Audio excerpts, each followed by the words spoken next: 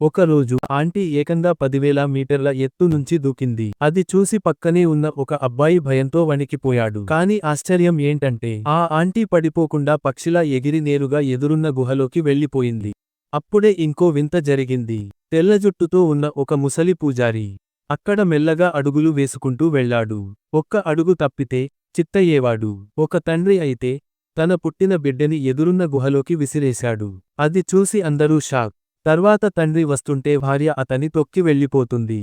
ఆమెను మోసం చేశాడు అని ఆమె రివెంజ్ తీసుకుంది. తర్వాత ఆ అబ్బాయి వంతు వచ్చింది. అతనికి భయం ఎక్కువ. చెల్లి లాగుతున్నా అడుగు ముందుకు వేయలేకపోయాడు. చెల్లి ఏమాత్రం భయపడలేదు. మొత్తం బలంతో అతన్ని అక్కడి నుంచి తోసేసింది. అదృష్టంగా అతను ఒక గొలుసు పట్టుకున్నాడు. లేదంటే అంతే కథ. అప్పుడే ఒక మంచివాడు వచ్చి చెల్లికి సహాయం చేశాడు. అబ్బాయి మాత్రం మొండిగా నేనే ఎక్కుతా అన్నాడు. 58 గంటల తర్వాత చివరకు అవతల వైపు చేరాడు. కాని అక్కడ చూసింది చూసి అతని గుండె ఆగిపోయింది.